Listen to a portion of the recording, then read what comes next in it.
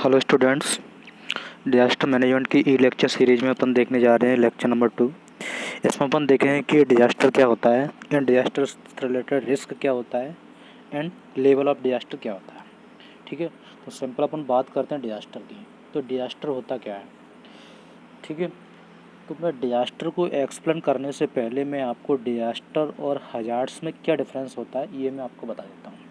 ठीक है, सिंपल मैं एक एग्जांपल लेता हूँ कि सपोज करो इंडिया के अंदर जो चेन्नई साइड है ना, चेन्नई है मतलब जो समुद्र से लगा सटा हुआ है एरिया है। अगर कोई साइक्लोन समुद्र के अंदर आया, ठीक है, और समुद्र के अंदर कोई साइक्लोन आने से, है ना, वहाँ पे उस साइक्लोन से किसी को नुकसान तो नहीं होगा क्योंकि वो साइक्लोन समुद्र के अंदर आया है। मतलब ह्यूमन को, है ना, ह्यूमन को मतलब कहने का मतलब ये कि ह्यूमन को कोई नुकसान नहीं होगा। तो अगर वही साइक्लोन चेन्नई के बगल में किसी चेन्नई साइड बिल्कुल उसके नियरेस्ट मतलब सिटी के पास में आ जाए साइक्लोन, तो उस साइक्लोन से ह्यूमन को लॉस होगा। ठीक है, तो मेरा कहने का मतलब ये जो साइक्लोन समुद्र के अंदर आया तो उसको तो अपन बोलेंगे डिजास्टर, बट वही साइक्लोन अगर नियरेस्ट आया सिटी के, है ना, तो वहाँ पे बोलेंगे उसको हजार्ड्स, है ना। कहने का मतलब ये है कि वो ऐसा मतलब उस कहेंगे कि जिसकी वजह से हमें नुकसान हो रहा है तो उसको बोलेंगे अपन हजार्ड्स। ठीक है, और मैं एक और एग्जांपल लेता हूँ। जैसे सपोज करो मैं एक छोटा सा एग्जांपल लेता हूँ कि कोई भी चीज़ हो जिसकी वजह से अगर ह्यूमन को नुकसान हो रहा है, उसकी वजह से कोई लॉस हो रहा है ना, ह्यूमन को लॉस हो रहा है या सोसाइटी को लॉस हो रहा है, तो वहाँ पे उसको अपन बोलेंगे हजार्ड्स। एक सिंपल और एग्जांपल बताऊं कि अपन ने एक एग्जांपल लिए चाकू का, है नाइफ। अगर नाइफ की वजह से अपन को नुकसान हो रहा है मतलब उससे अपन कट सकते हैं, है ना, कटने का रिस्क है, तो अपन उसको बोलेंगे हजार, है ना, कि वो क्या एक हजार।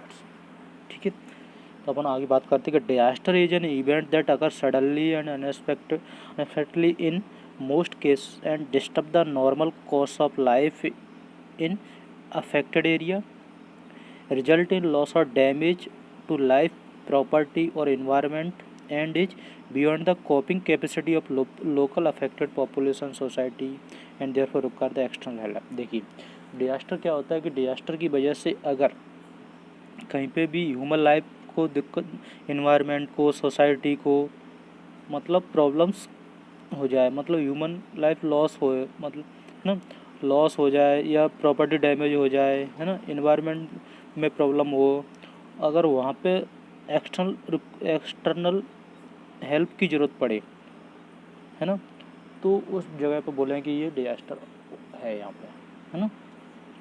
और अपन देखते हैं कि disaster is a sudden and calamitous event that seriously disturb the functioning of a community और society and cause human material and economic or environment losses that exceed the community or society ability to cope using its own resource। देखिए disaster क्या है, एक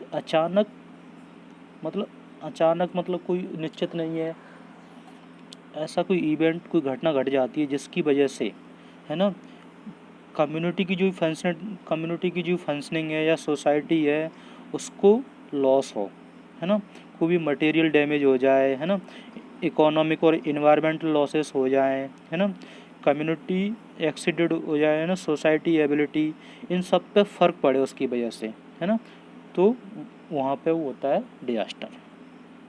then often caused by nature, disaster can have human origins. अब simple अपन कह सकते हैं कि डिजास्टर का जो ओरिजिन क्या है ना, किसकी वजह से हो रहा है, तो अपन कह सकते हैं कि ह्यूमन है। ठीक है, यहाँ पे देखिए vulnerability plus hazard oblique capacity equal to disaster. तो अपन को यही नहीं पता कि वनरेबिलिटी क्या होती है ना, जब तो अपन बता पाए कि vulnerability plus hazard divide by capacity then disaster. और देखिए तुमने देखा होगा कि सिटियों में जो बिल्डिंग्स बनती हैं उनको कॉलम बिल्डिंग बनाते हैं, है ना, और कभी कभी ये होता है कि गाँवों साइड में देखिए कोई कॉलम, अब तो हर जगह कॉलम्स यूज करते हैं बिल्डिंग में, लेकिन पहले क्या होता था, लोग बगैर कॉलम की बिल्डिंग बनाते थे, सीधा उनने मतलब बिल्डिंग खड़ी कर दी, है ना, नॉर्मल ज़्यादा मतलब ज़्यादा फ्लोर ना बनाएं, तो वहाँ पे क्या रिस्क रहता था, मतलब कैपेसिटी उसकी इतनी नहीं थी कि वो डिजास्टर मतलब कोई अर्थक्वेक आए उसको सहन कर सके।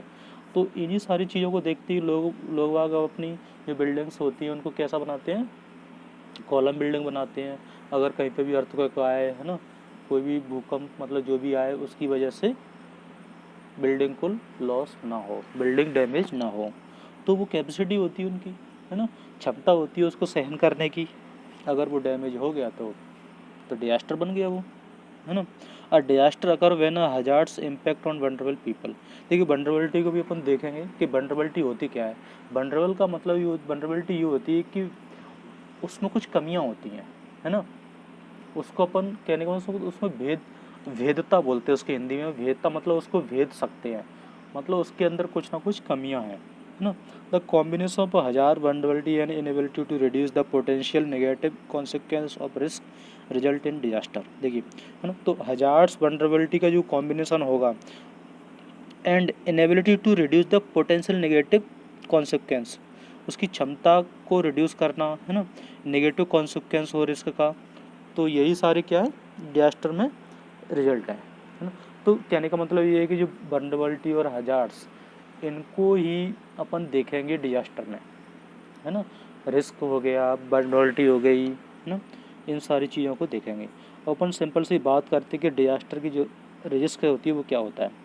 तो रिस्क की बात करते हैं तो मैं रिस्क बताने से पहले मैं एक थोड़ा सा समझाने की कोशिश करता हूँ कि रिस्क होता क्या है। देखिए, मैंने एक एग्जांपल लिया अभी किसका, हजार्ड्स का, कि हजार्ड्स क्या होता है।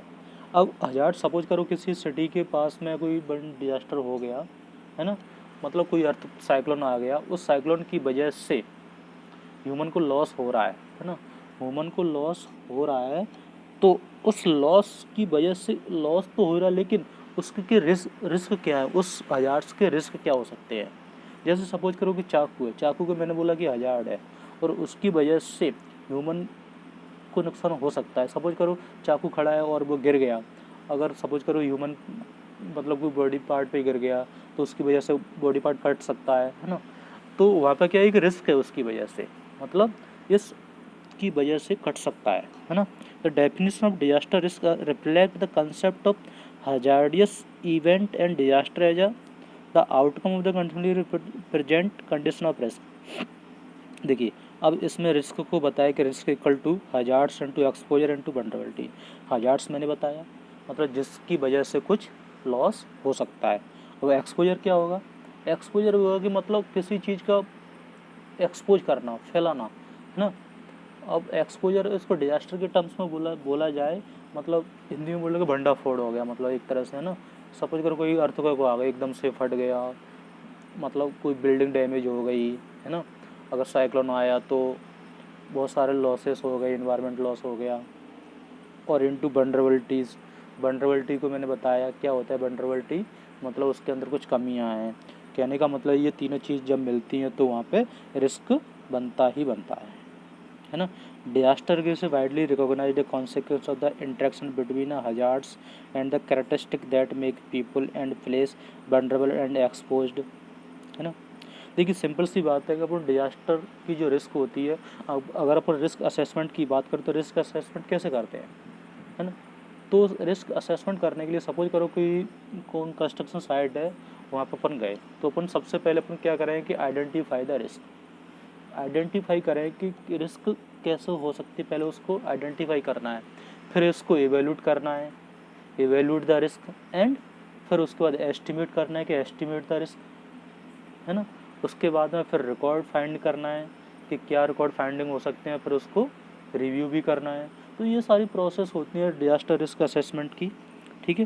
तो यही सारी चीज़ें इसके अंदर भी है ना, कि disaster are sometimes considered external shocks, but disaster risk result from the complex interaction between the development process, the general condition of the exposure, vulnerability, and hazards. Disaster risk is therefore considered as the combination of severity and frequency of hazards, the number of people and assets exposed the hazards, but their the vulnerability to damage.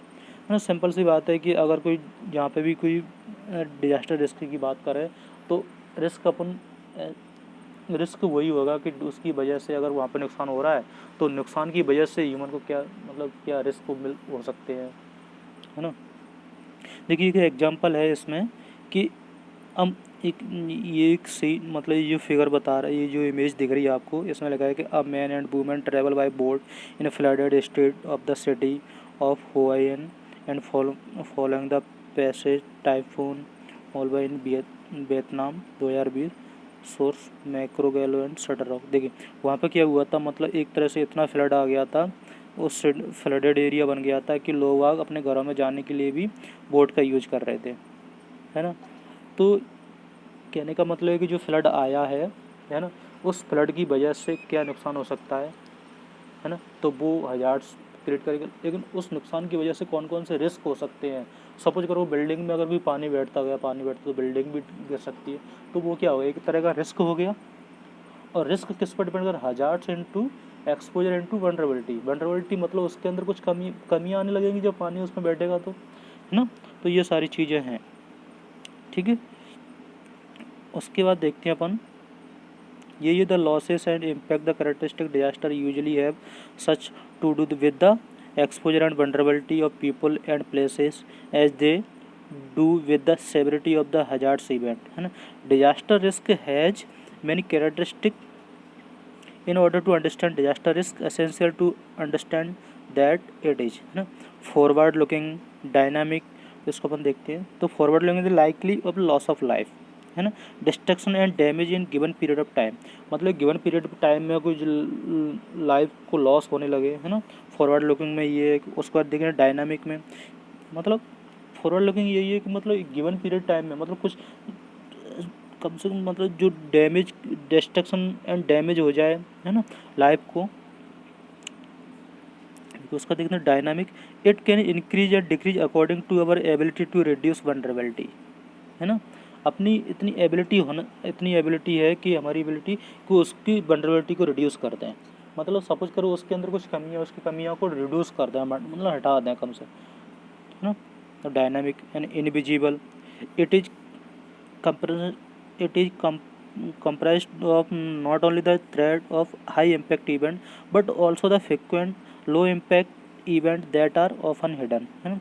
Invisible हो जो भी event low impact event है तो उसको hidden है ना। तो ये सारी चीज़ें हाई इम्पैक्ट इवेंट है तो it compression not only the threat of high impact event but also the frequent, है ना, फ्रिक्वेंट है, ठीक है।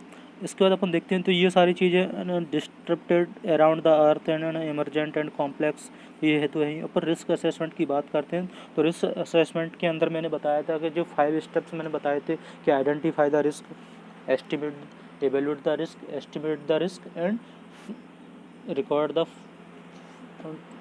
The result and review the result. तो ये सारी चीज़ रिस्क असेसमेंट अपन कर सकते हैं। तो रिस्क असेसमेंट है produce in estimate possible economic infrastructure and social impact arising from a particular hazards और मल्टीपल हजार्ड्स।